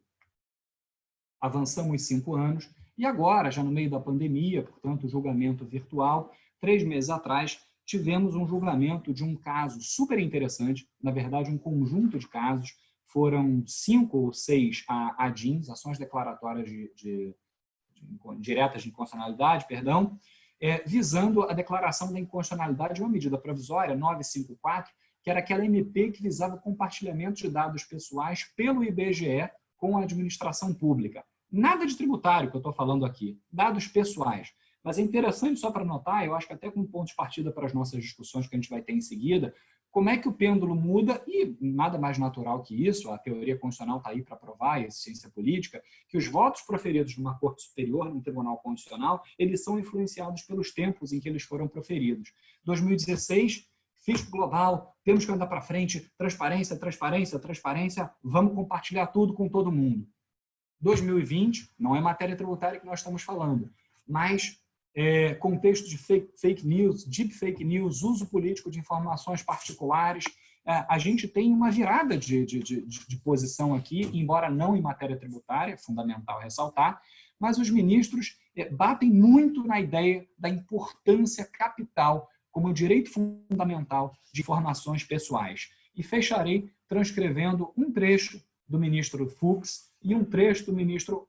vou pular o trecho, um trecho do Barroso e um trecho do Fux. Olha que interessante. O ministro Barroso, ele fala o seguinte: todos nós, abre aspas, todos nós temos no Brasil, lamento dizer, uma compreensível desconfiança em relação ao Estado de uma maneira geral, simplesmente porque o passado condena. Portanto, isso é típico do Barroso, isso, portanto, né? A dualidade que se coloca aqui nessa ação, estritamente essa, é uma tensão entre a importância de dados no mundo contemporâneo e os riscos para a privacidade que a sua malversação representa para todos nós. Pulo para o voto do ministro Fux, ele vai dizer o seguinte, além de, evidentemente, declarar a inconstitucionalidade dessa medida provisória, com que eu concordo, evidentemente, mas ele diz o seguinte: temos um risco imenso aqui, diz para os demais ministros, um risco imenso, abre aspas, no momento em que o Brasil não representa uma Nova Zelândia, não representa uma Finlândia. O Brasil hoje representa um país em que nós estamos convivendo com a manipulação de dados, que, como aqui se destacou, podem gerar desonras indefensáveis. E por aí vai, recomendo a todos a leitura desses votos, das duas decisões, que é muito boa. Só gostaria de ressaltar aqui, fechando, como é que... Será que a gente tem espaço para uma virada de pêndulo? Será que quem olhava com bons olhos essa defesa absoluta e talvez irrefletida de uma troca de informações, será que esse cenário muda, né, quando a gente se preocupa mais sobre a importância de dados e sua proteção? É com as palavras que eu termino. Desculpa ter me alongado um pouquinho mais. Obrigado. Obrigado, Hermano. Obrigado a todos os nossos palestrantes, meus colegas de mesa. Eu vou liberar o resultado da segunda enquete, que era o quão relevante a troca de informações. Eu estou bastante feliz de que todo mundo julgou ou muito relevante ou pouco relevante no momento, mas vai ficar mais relevante, o que é um tremendo alívio, já que a gente está tratando disso nesse evento. Pensando agora em tudo que foi discutido, eu sugeriria que a gente começasse o nosso bate-papo. Como os fiscos estão usando o FATCA e o CRS, e depois, com essa ideia geral, a gente pode tentar discutir um pouco esse limite jurisdicional, porque a troca de informações automática, ela veio muito rápido. Em 2, 3 anos você tinha FATCA, CRS, eu lembro todo mundo correndo atrás, tentando entender e ver o que era diferente e o que era igual, e agora isso está começando, na minha visão, a se assentar um pouco, e você começa a ter tribunais falando algumas coisas. Eu acho que essa pode ser uma discussão interessante, se vocês concordarem comigo. Passaria a palavra para a Ilka, nossa super especialista, para começar. Então, pessoal, a minha visão a respeito dessa preocupação com o sigilo, ela vai ser respondida de uma forma internacional também, né? Quando uma jurisdição assina, por exemplo, a convenção para intercâmbio, convenção multilateral, né? E assina um daqueles instrumentos, que é o acordo MCA do CRS ou do CBC, né? Não há simplesmente um compromisso no papel ou verbal daquela jurisdição, mas há todo um controle que é feito pela própria OCDE, com apoio do Fórum Global para transparência de informações e tal, né? Então, esses dois organismos internacionais, eles se associam nesse momento para garantir que aquela jurisdição, num primeiro momento, ela é capaz de realizar as trocas. Então, é feita uma série de avaliações, avaliações do arcabouço legal, das implementações práticas, a questão da confidencialidade e da segurança dos dados é uma coisa super bem escrutinada por esses dois organismos, né? Fórum Global que toma mais à frente disso.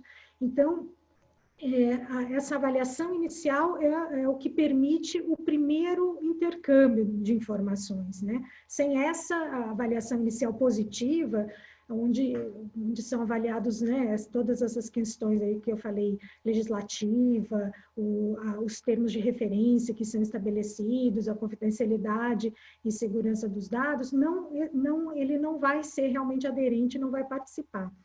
E como se isso não bastasse, o Fórum Global, ele periodicamente, continuamente, para falar bem a verdade, ele avalia, ele acompanha o comportamento dessas jurisdições com relação a esses termos de referência que são estabelecidos. Então, por exemplo, com relação ao Brasil, nós já tivemos avaliações que foram referentes à troca a pedido, em 2018, foi a segunda avaliação, a troca a pedido, é uma avaliação maior, né, que é o peer review. A primeira avaliação são avaliações assim, de aspectos mais segmentados, e depois, posteriormente, vem esse peer review, que é a avaliação feita pelos próprios pares, né? Então, além do Fórum Global, ele associa outras jurisdições para fazerem um escrutinamento maior, né, do país. Então, o Brasil já passou por 2 peer reviews a respeito da troca pedido e vem sendo avaliado continuamente com relação ao CRS, né, todas as suas questões, tanto a disponibilidade da informação, a confidencialidade, como é esse acesso, né, a capacidade da administração tributária de obter e fornecer essa informação, como ela trata a tratamento de notificações que são recebidas dos outros países, todos os mecanismos de confidencialidade, como é que todos os procedimentos, né, os direitos dos contribuintes, os direitos dos terceiros, também com relação ao acesso à informação, e a efetividade de tudo aquilo que foi prescrito na lei doméstica para implementar esses intercâmbios. Então, com isso, é garantida internacionalmente uma segurança dos países para que possam continuar tranquilamente realizando o intercâmbio com aquelas jurisdições. Se por acaso for detectado alguma questão que não esteja conforme, né, a conformidade, isso é colocado, né, perante todos e pode ser interrompido o intercâmbio. Então, é um trabalho muito próximo deles com cada administração tributária. E nós, pelo outro lado, somos cobrados também, o Brasil, a administração tributária brasileira, é cobrada de como ela faz, no caso do CRS, né, como que ela está verificando a questão de conformidade das instituições financeiras, do CRS e do FATCA, né, porque não basta simplesmente você positivar uma legislação e deixar que as instituições façam, né, da forma que elas fazem e tal, e é preciso que a gente, como administração tributária, vá até essas instituições e verifique se elas estão fazendo realmente os procedimentos de conformidade que estão estabelecidos, né? Tanto para o CRS como para o FATCA. Então, agora, o Brasil está iniciando procedimentos dessa natureza, porque vão garantir também que a nossa respeitabilidade da informação e tratamento da informação e a qualidade da informação seja garantida perante as outras administrações tributárias, né? E eu até quero citar um exemplo que é bem interessante com relação ao CRS, apesar de nós termos sido positivamente avaliados pelo Fórum Global antes do primeiro intercâmbio de informação, a Suíça, acho que o pessoal da Suíça, os deputados, os senadores tinham escutado muitas coisas a respeito do Brasil e eles mandaram uma comitiva técnica para avaliar a questão de confidencialidade das informações, o acesso, como é aqui na Receita Federal, e o resultado disso foi um relatório muito bom a respeito da nossa qualidade de procedimentos, de critérios, né, para acesso a essas informações, de guarda da informação também, né? Então, uma repercussão também que a gente já sabia, né, e já tinha sido avaliado por isso, mas foi algo adicional que pôde mostrar que o Brasil realmente é sério e que está fazendo o que precisa ser feito. E assim a gente também espera nas avaliações das outras jurisdições, e é o que tem acontecido.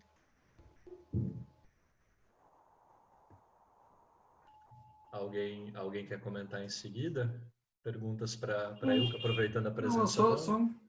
só um comentário sobre isso, é uma questão mais conceitual que eu tenho. Eu entendo a lógica que foi adotada pelo Fórum Global para isso, pela OCDE para isso, mas a minha crítica só é que ela se baseia numa premissa fundamental, em relação ao qual eu tenho dúvidas, de que todos os países adotam o mesmo critério de sigilo, ou o mesmo nível de proteção de sigilo, ou cujas legislações internas prevêem a mesma possibilidade de consequências legais com base no uso das informações tributárias.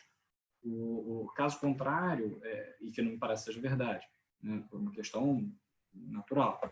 Então, caso contrário, quer dizer, acho que é uma questão física, né? Se você tem vários elos numa corrente, a corrente vai se partir no elo que for mais fraco. Se você compartilha essas informações com todo mundo, você tem a sua proteção de sigilo, que no caso brasileiro é muito alta, inclusive por previsões criminais, né, de possibilidade de você ir contra um agente da administração pública, mas que não é a mesma coisa que se verifica em outros países, você nivela por baixo, né, um mínimo divisor comum, né, nesse caso, sei lá, usar uma expressão matemática. Essa é uma preocupação. E a mesma coisa quanto o uso da informação.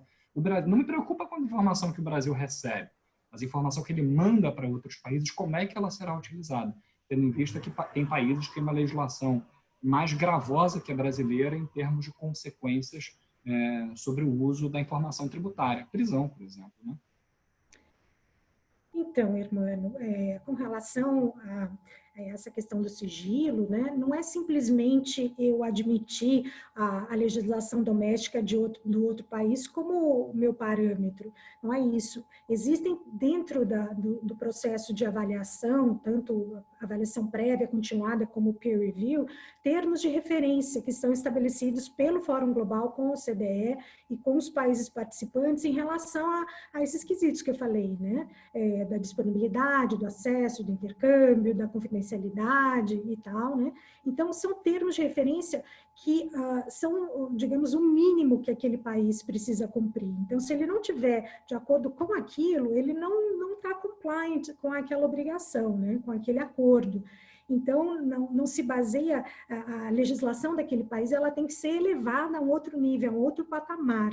Por isso que há as avaliações prévias também, principalmente legislativas, né, para ver qual é o nível da legislação que está sendo colocada, não só do acordo em si, mas todo o arcabouço normativo que sustenta aquela obrigação, né, de intercâmbio de informação.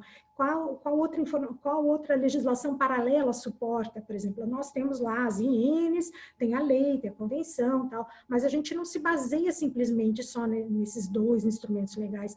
Tem outras questões aí, o próprio Código Penal, a gente pode fazer uso dele, e isso está na avaliação dos termos de referência que estão colocados. Então, eu não vejo isso como preocupação, porque existe um padrão estabelecido para o que seja, digamos, o mínimo necessário, que não é um mínimo baixo, né? Que é um mínimo de segurança mesmo, em todos esses parâmetros que eu mencionei. Não sei se eu respondi suficientemente a sua... Não, eu entendo. Acho que respondeu super respondido. A minha preocupação só é menos a proteção formal, é mais a proteção material e o uso dessa informação pelo outro Estado, né? Ainda que de forma que a lei não controle.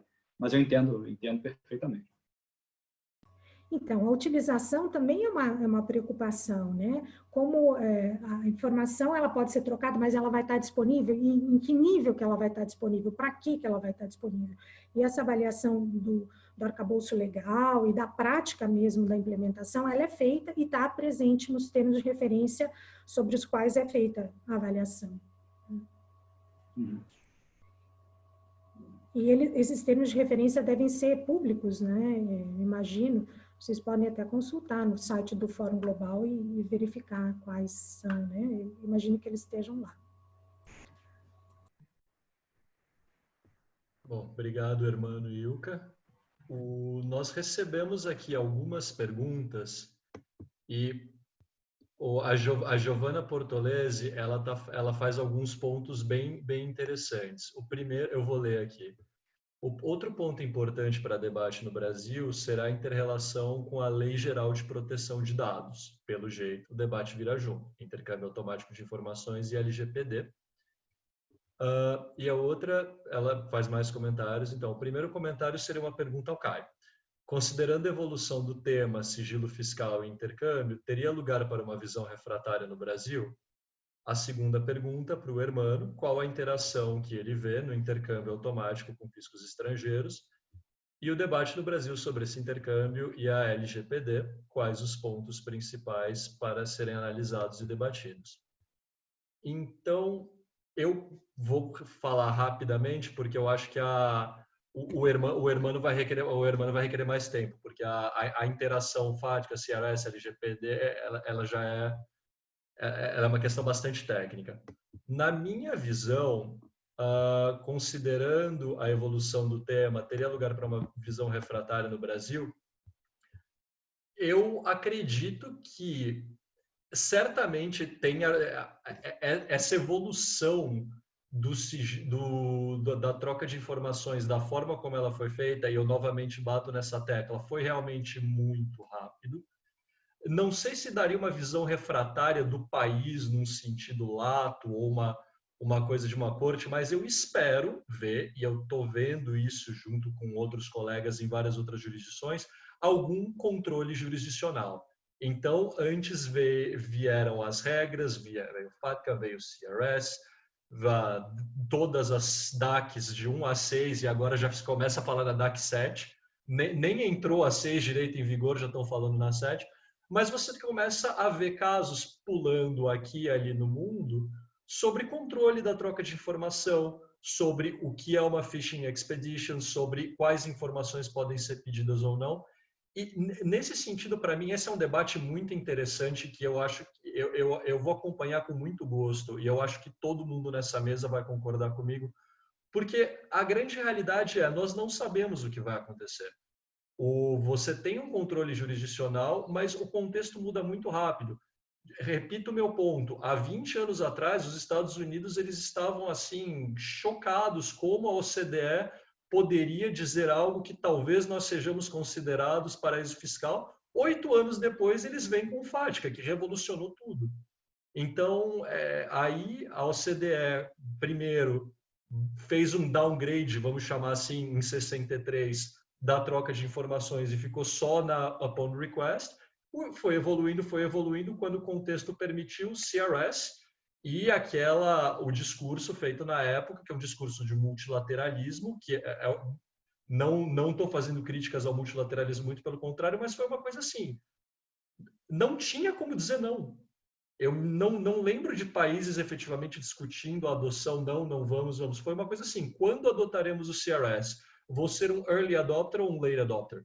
Então, a minha resposta seria, vai ter uma visão refratária? Possivelmente. Ela vai ser majoritária? Eu não arrisco. Agora, o que eu espero é que vai ter um maior controle jurisdicional, porque alguns casos desses vão chegar a juízo. Minha visão, para os outros colegas da mesa, se alguém tem uma visão contrária. Exato, eu concordo com você, Caio. Eu acho que, infelizmente, não sobrou espaço para ser refratário, né? Foi uma visão de mundo imposta, pode ter suas visões pessoais, mas coube a todo mundo seguir, até pelo ponto muito bem colocado pelo Bruno sobre a forma de pressão, né? Acho que a gente tem uma evolução no direito internacional de mecanismos de pressão muito fortes, né? Que não seriam soft law, acho que são hard law mesmo, nesses casos aqui, de listas negras, mais negras, cinzas, mais cinzas e etc. E peer reviews e etc. e tal, que não sobrou espaço nem para os fiscos nacionais, porque estão sendo avaliados pelos seus pares, né? Acho que a pergunta da Giovana é super pertinente, muito interessante. é uma pena que ainda tenha tempo, que eu preferia que não tivesse para não ter que lidar com essa enrascada. Mas eu acho que a interação, acho que tem que haver, mas é um debate que ainda engatinha no Brasil, né?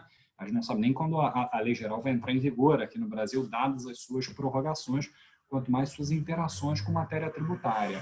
Não sei se vai ter, do ponto de vista formal, uma ingerência tão grande, tendo em vista que a base legal para esse compartilhamento de informações internacional feito pelo Brasil é ou pela Lei Complementar 105, né, Lei Complementar, e complementada pelos tratados internacionais aos quais o STJ, com fundamento na jurisprudência, com base o CTN, né, com fundamento na jurisprudência dos tribunais superiores, reconhece força de lei. Mas eu acho que, no mínimo, deveria ter uma importância de direcionar a interpretação para que o fisco comece a se atentar. Eu acho que seria incongruente o fisco ter determinadas preocupações, né? O Supremo, por exemplo, com relação a determinados casos de compartilhamento de informações, mas não ter com relação a outros porque tem dimensão tributária, né? Talvez eu comentasse só antes de se falar em qualquer matéria relacionada à LGPD, e até para dar um indicador, como o Caio comentava, que discussões específicas podem surgir, vou parar porque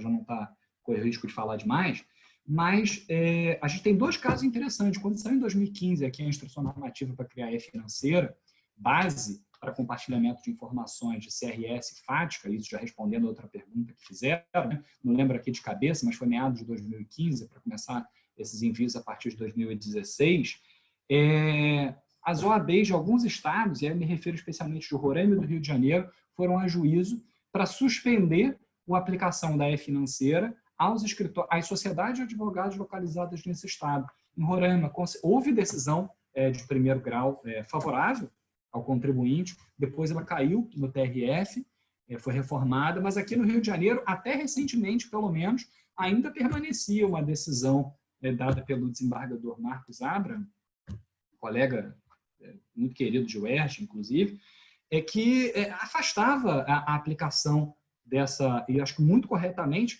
a aplicação da Lei Complementar 105 às sociedades de advogados no tocante ao compartilhamento de informações. Não sei como é que está especificamente, nos últimos 6 meses pode ter tido alguma mudança, não acompanho tão de perto assim. Mas eu acho que é interessante para mostrar que cabe, sim, uma discussão judicial sobre limites de compartilhamento automático de informações com o fisco. Só talvez, como tudo na nossa vida, para o bem ou para o mal, na nossa vida de tributaristas, tudo vai ficar mais difícil e mais complicado. Obrigado, Hermano. Ilka, estou sentindo que você quer falar.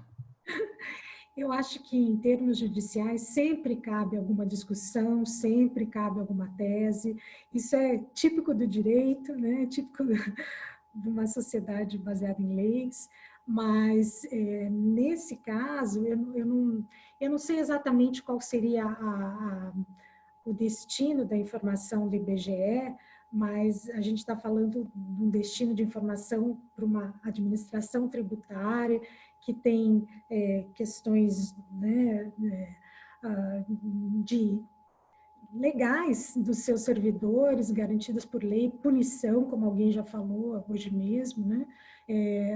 O acesso à informação é uma coisa, só acessa a informação quem vai utilizar ela, e tem toda uma série de procedimentos anteriores, né? Não sou eu que vou chegar lá e vou querer ver a informação de alguém, né? Tem uma série de procedimentos, normas, e a garantia, né, pelas próprias leis disso, e a punição quando houver a extrapolação de limites. Eu acho que a gente também tem que garantir que isso seja presente. Quando a administração pública, quando qualquer entidade extrapole seus limites legais, deve haver punição para isso. Então, ao invés de ficar coibindo previamente o acesso, porque pode vazar, porque pode ser mal utilizado, a gente tem que conhecer qual o contexto que isso está sendo feito, praticado, né? E ter formas de garantir que, caso haja um desvio de conduta, uma má utilização, isso seja devidamente punido. Então, eu acho que essas são as questões do Estado Democrático de Direito, né? Onde a liberdade alcança todas essas questões. Essa é a minha colocação. Eu vou entrar rapidinho aqui para fazer um breve parêntese que nós temos a nossa terceira enquete, que já vai entrar nessa linha. E se os meus colegas concordarem, eu sugeriria a gente começar a discutir uma das enquetes que foi colocada. Então, um governo pode comprar informações vazadas, como, por exemplo, o governo alemão fez, e mais especificamente, porque eu acho que essa é a curiosidade da grande maioria dos nossos participantes, efetivamente no Brasil, não é nenhuma questão de pode ou não pode, é lícito? É constitucional? Se aparece alguém amanhã com um CD de informação vazada, e aí? O que acontece? Pode ser comprado? Não pode? Qual o tratamento? Até uma curiosidade pessoal minha, acho que é. É uma discussão que a gente não tem no Brasil, não sei se Alan tem que falar sobre a teoria do fruto da árvore podre, né? O uso de uma prova obtida por meios ilícitos é admitida no direito tributário brasileiro? Em 10 segundos, talvez só dar um pouco de contexto, como é que essa discussão surge internacionalmente. É um picareta, um escroque, é um personagem que merecia um filme e um bom livro, com uma figura pitoresca, que depois de ser condenado por golpes na Espanha e mesmo em Liechtenstein, trabalha junto a um banco de Liechtenstein, rouba informações desse banco, que pertence ao príncipe da família principesca de Liechtenstein, tenta usar essas informações para chantagear o próprio príncipe, que ignora aquilo, e depois vende essas informações sobre clientes do banco para o fisco alemão, que compra esses dados com base em dotação orçamentária e usa essas informações para ir atrás dos clientes. Isso dá margem a uma imensa discussão em vários países europeus, e o Tribunal Constitucional alemão acaba reconhecendo a constitucionalidade do uso dessas informações, né? Desculpa, estou falando demais.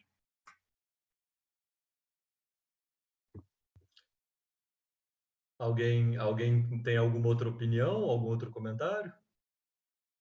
Alguém se arrisca? Não, eu concordo com o Hermano, e acho que a Ilka tem seu ponto também, tá, Ilka? A gente fica aqui do nosso lado, mas acho que sim, tem seu ponto, e eu acho que essa questão também a gente leva para uma outra discussão, né? Será que a gente vai chegar num ponto de falar de um direito internacional costumeiro, né? Quando a gente está falando da defesa dos contribuintes, né? Será que a gente vai evoluir esse raciocínio até esse direito internacional costumeiro? Porque sempre vai ter um país, né, que não tem investimentos como o Brasil tem, que não tem uma qualidade de sigilo, né? Quando a gente está falando de troca automática, a gente tem alguns países que nem estão participando ainda. Então, não sei se a gente vai chegar nesse momento de começar a pensar num direito internacional costumeiro e aí sim pensar nessa defesa do contribuinte de uma forma internacional e conjunta, né? A gente sai um pouco desse país por país. Aqui eu queria só dar um pitaco, não chega nem a ser um comentário, mas existe um artigo muito interessante que foi escrito em 2016 ou 17, que é o BEPS 16. E o grande ponto deles é, o BEPS 1 a 15 é basicamente um movimento das autoridades tributárias e da OCDE, e quase nada se falou de direitos do contribuinte, e naquela época realmente veio tudo muito rápido. Praticantes da área de tributação internacional lembram, imagina, né, tinha que ler ação 1, ação 2, tudo ao mesmo tempo, e aí entrava a troca de informações. E eu acho que agora, depois dessa entrada geral, antes da pandemia, estava se chegando num certo nível de maturidade que estavam começando a pensar, tá, mas espera aí, veio todas essas regras, nos acostumamos. Podemos discutir? A gente pode ir a juízo? Como a gente pode ir a juízo? Isso entra na nossa legislação ou não? Então, eu tenho a impressão de que não sei te dizer se vai ter um direito internacional costumeiro ou não, é uma resposta que não é resposta, mas eu acho que a gente vai começar a ver um certo movimento de volta. E eu estou muito curioso para ver como isso vai acontecer agora, porque os estados gastaram muito nessa pandemia. Então, assim, se o CRS e o BEPS foram filhos do subprime, eu não sei o que virá agora como filhos da Covid. Mas a gente pode esperar que muitos países vão tentar arrecadar mais. Ao menos essa é a minha visão. Perfeito. E só complementando um pouco o que o Hermano comentou, Caio, aqui nos Estados Unidos tem uma legislação sobre a possibilidade de uso de prova vinda de fonte não convencional, tu tens uma legislação chamada Whistleblower Act, onde as pessoas podem denunciar, vender informação ao IRS, ao Departamento de Justiça americano, ao DOJ, e se houver collections, se houver capacidade do fisco de reaver recursos a partir dessa denúncia com provas, enfim, tu és remunerado por isso. Então, dentro dessa premissa, em 2012, um dos primeiros casos do FATCA que teve relacionados ao FATCA, um banco suíço que tinha, inclusive, uma sucursal em Connecticut, teve funcionários presos dentro desse poder de polícia, entre aspas, quase que global, que alcance que os Estados Unidos conseguem ter, e mais de 16 milhões de dólares retidos dessa filial aqui nos Estados Unidos. Em 2014 teve o caso muito tradicional do UBS, que teve quatro funcionários presos, do UBS não, desculpa, do Credit Suisse, que teve 4 funcionários presos que ajudavam os clientes a fraudar o fisco americano com as declarações com as declarações de renda a partir de extratos. E finalmente em 2019 teve outro caso muito interessante, que um CEO de um banco britânico com sede em Belize também, simplesmente por enviar e-mails aos clientes, alguns clientes dizendo que ele não ia reportar as contas deles nos termos da norma do FATCA, ele plead guilty, foi considerado, ou seja, ele se reconheceu culpado e foi condenado a 5 anos de prisão aqui nos Estados Unidos. Então, só um pouco isso que nós vemos aqui, pelo menos por aqui, dentro dessas premissas que nós estamos conversando. Posso colocar uma pimenta aqui na discussão? E aí, tentando fazer um apanhado dos comentários da Ilka, do Alan e do Bruno, acho que se a gente estiver falando em contencioso com relação ao uso de informações, me parece que para os advogados aqui presentes, talvez podemos ter 2 tipos de trabalho, né? Um trabalho quanto ao uso dessas informações pelo fisco nacional, mas também deveria haver um outro trabalho que, na visão do cidadão, deveria ser melhor, que era um trabalho preventivo quanto ao envio dessas informações. A solução dada pela própria Lei Complementar 105 de consequências criminais contra o agente da administração pública que utilizou as informações incorretamente, talvez não repare um dano que é causado pelo mau uso desses dados, né, por quem quer que seja. O cara ser preso, o que adianta? Multa, pessoa física. Mas o que me preocupa especialmente, e eu não queria deixar de falar isso, porque falar de troca de informações, na minha visão, não dá para levantar essa bola, existe um direito a notificação prévia no caso de envio de informações? Eu acho que é fundamental que haja uma notificação prévia ao contribuinte antes do envio dessas informações, sob pena do contribuinte não poder exercer os seus direitos, né? Eu tenho caso, atualmente, em que o fisco brasileiro pediu informações a um fisco estrangeiro para que fossem enviadas para cá. Na minha visão, aquele pedido foi feito em excesso, não era cabível dentro do tratado, baseado numa norma que não estava em vigor. Por uma circunstância fortuita, a gente teve como participar desse processo e conseguir, junto ao fisco estrangeiro, obter uma negativa, por exemplo. Mas, assim, isso tudo só é possível quando você tem conhecimento. Caso contrário, você suprime o direito à ampla defesa, suprime o direito ao contraditório e vai deixar para resolver tudo no final da linha, depois que as informações já tiverem sido obtidas e utilizadas. O que, confesso, me preocupa bastante, né? Então, acho que essa é uma discussão relevante para ser colocada. Até porque muitos dos limites previstos na Convenção Multilateral, para ficar apenas nela, se alguém for pegar lá o artigo 14, não me lembro de cabeça para olhar, mas o artigo que tem os limites para troca, eles se baseiam em conceitos que são constitucionais ou de direito estrangeiro, né? Ordem pública, se a lei do outro estado, qual o nível de proteção que ela assegura. E como é que o fisco brasileiro pode fazer isso? Por limitações, estou falando de brasileiro porque estamos aqui no Brasil, mas como é que um agente da administração pública pode fazer isso? Pode fazer um juízo de constitucionalidade, por exemplo? Não pode. Quer dizer, só o particular pode fazer isso. Nem ele tem conhecimento da lei estrangeira, mas ele tem interesse, então ele vai contratar um advogado lá fora, pegar um parecer, olhar, ver como é que funciona e etc.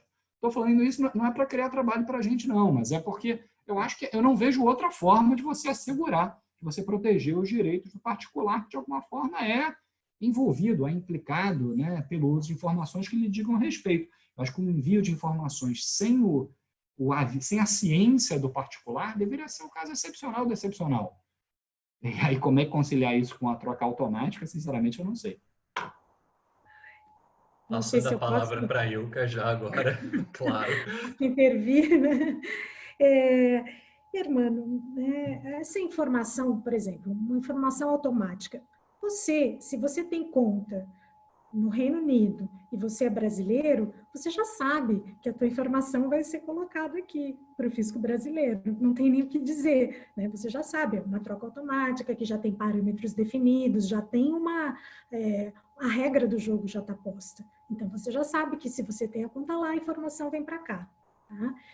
Segundo, essa informação, ela nunca é utilizada sozinha para qualquer constituição de alguma questão, né? Ela é sempre cruzada com outras informações, então ela é uma informação acessória, ela não é única, né? Então, se eu recebo esse dado lá do CRS, eu não vou pegar lá e o que eu vou fazer com ele sozinho? Eu tenho que cruzar com outras informações que a Receita tem aqui para verificar se existe algum indício de problema. Tá? Então, tem toda uma questão indiciária aí que é construída, procedimentos e tal, né? Terceiro, a partir do momento que essa informação que veio ou que foi, ela passa a ser relevante, porque ela foi cruzada com outras informações que ajudaram a constituir um elemento indiciário, ela vai ser verificada na prática. Antes de eu sair cobrando um tributo seu, né, eu vou abrir uma fiscalização. Então, já foi feito um trabalho de seleção de contribuinte, que pelos indícios eu identifiquei que pode ter alguma questão problemática, e eu vou partir para a verificação em campo, em que eu vou chamar você e pedir para você fazer a prova das questões, aí, das informações, e só a partir disso é que eu vou ter uma autuação.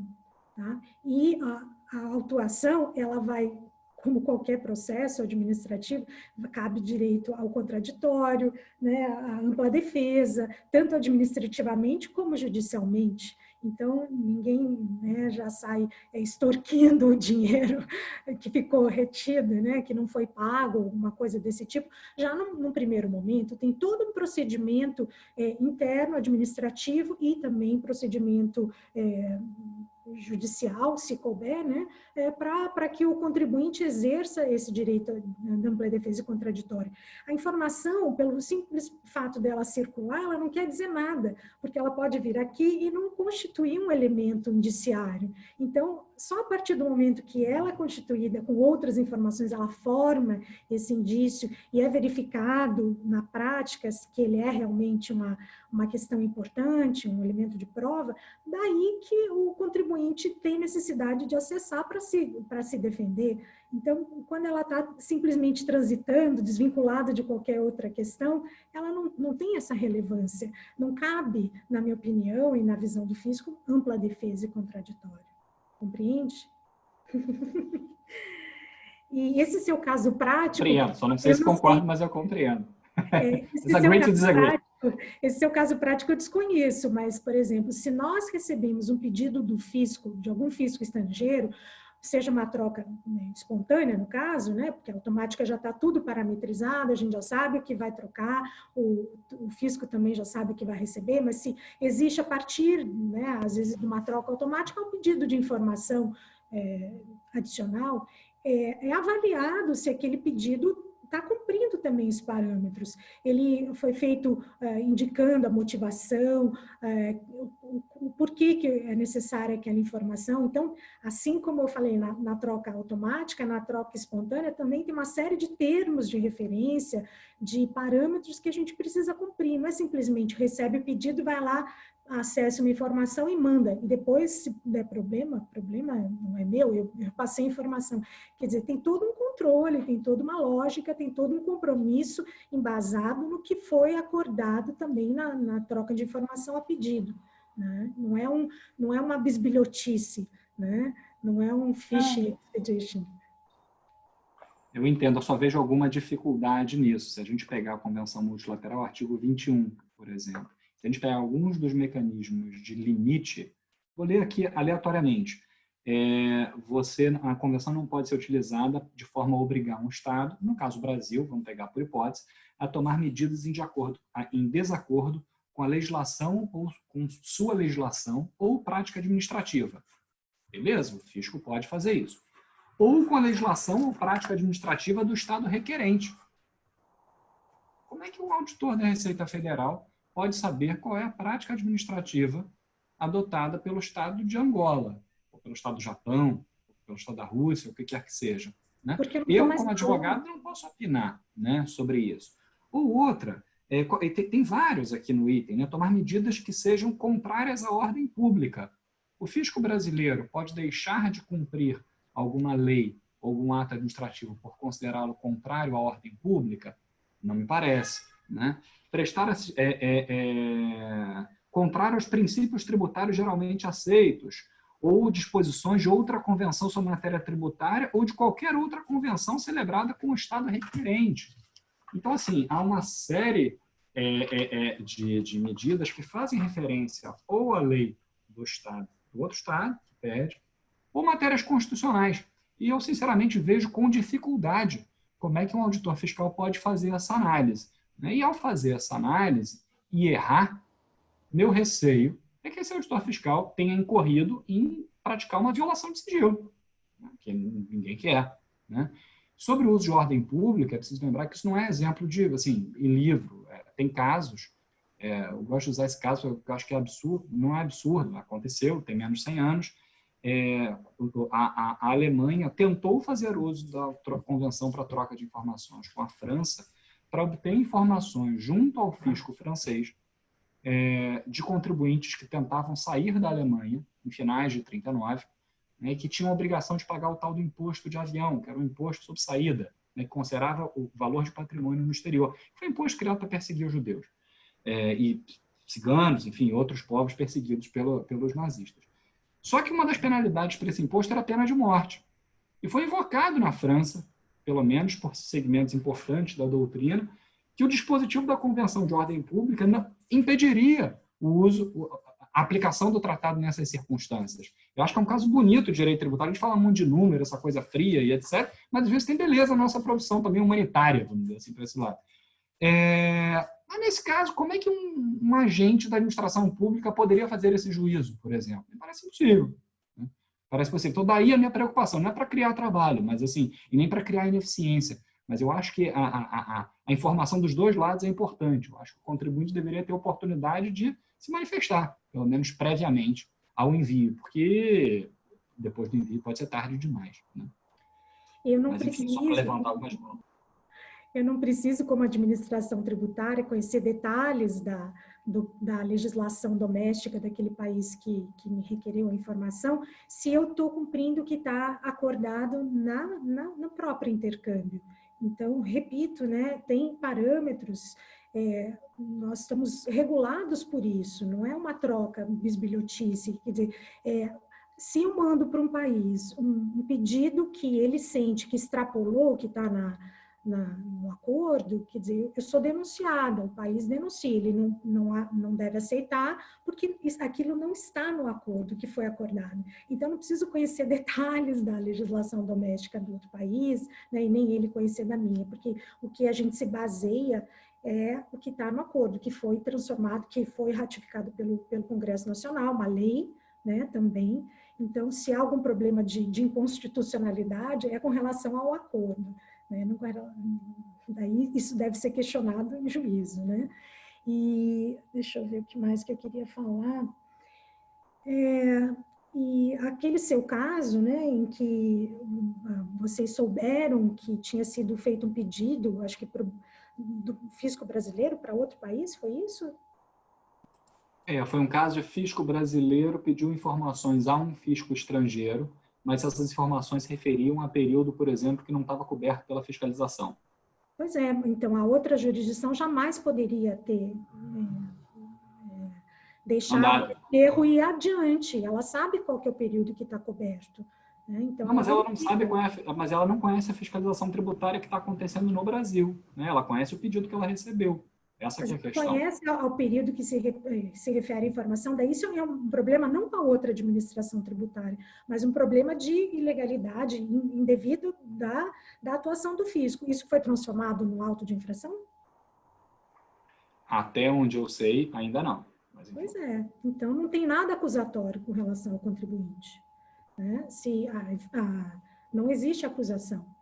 Se houve algum engano, que pode eventualmente acontecer, né? Não é, como eu falei, não é a autoridade, quem pede informação não é o auditor que está na ponta, não desmerecendo jamais, porque eu sou auditora, né?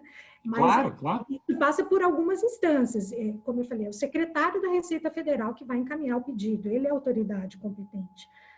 Então, há verificações, mas eventualmente pode acontecer algum engano, enfim, mas se essa informação ela não tiver coberta, digamos, pelo acordo, tal, mesmo que tenha vindo para cá, no auto de infração ela vai ser desconsiderada, porque ela não está legal. Enfim, acho que essa era mais para levantar aqui do meu lado esses pontos para discussão. Eu acho que a gente vai ter discussões importantes sobre limite e significado de ampla defesa em relações internacionais. Com perspectivas novas, que a gente não tinha até há pouco tempo, né? Claro. Pela falta de cooperação efetiva. Então, no momento do auto de infração, se caso, né, vier a ocorrer a utilização indevida de uma informação que ainda não deveria ter vindo, porque não estava coberta, o contribuinte, seus advogados vão ter total direito a defender, porque eles sabem a que se refere as informações do auto, né? Então, poxa, mas isso aí é o drama de todos os advogados. Administrativamente, né, recorre administrativamente várias instâncias, inclusive CARF e depois judicialmente. Sim, não, mas esse é um dos grandes dramas que aqui os advogados podem relatar, todos, né? Uma das preocupações quanto aos autos de infração, o fato de você poder se defender administrativamente, né?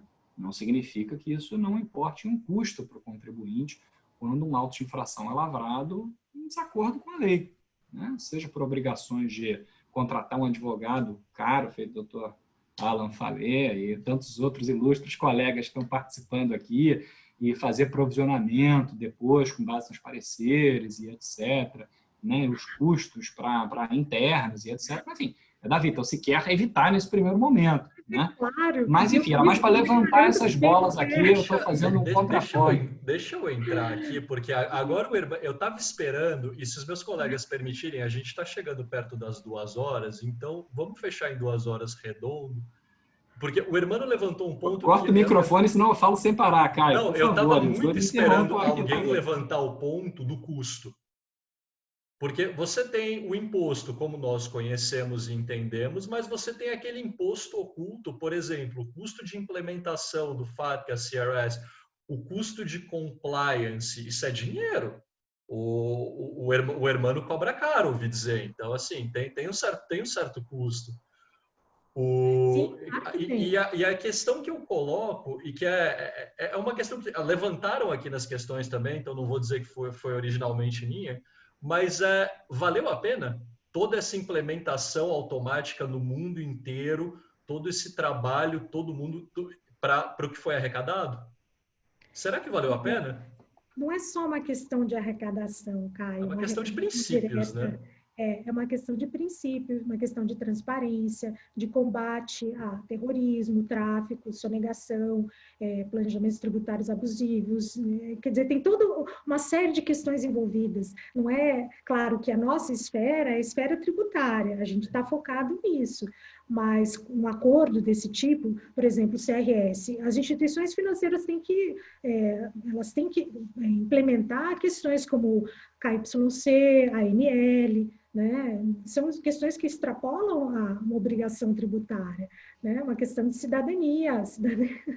Então, não é simplesmente, e o Brasil vai se isolar, as instituições brasileiras, elas querem deixar de ser conformes ao FATCA? Se quiserem, podem ser, né? Mas não vão operar nos Estados Unidos. Quer dizer, o cerco, de alguma forma, ele vai se fechando, não é porque os países estão secos, estão loucos por arrecadação. Claro, a gente precisa arrecadar para poder, né, fornecer os instrumentos aí para o executivo poder trabalhar, mas tem outras questões que estão em jogo, né? Questões eu acho internacional, Vai lá, Bruno.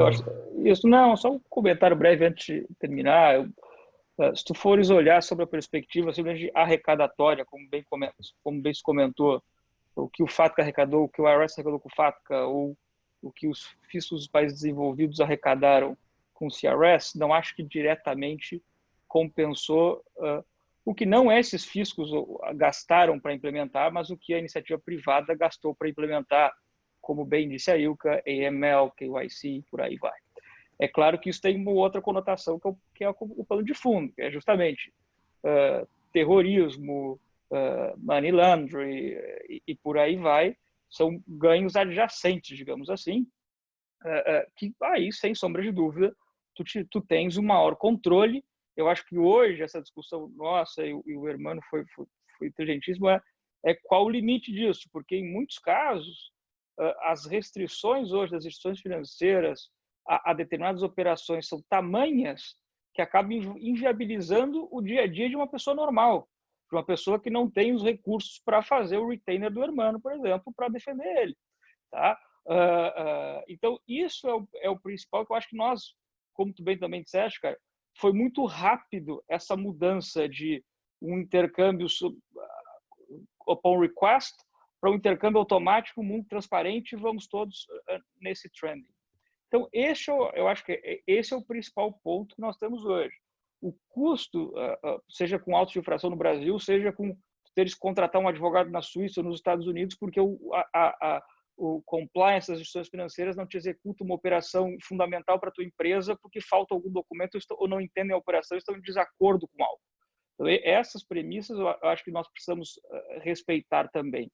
O que vai ao encontro da questão de reporting, não só o automático, mas diretamente, sem qualquer requerimento por alguma suspeita e demais.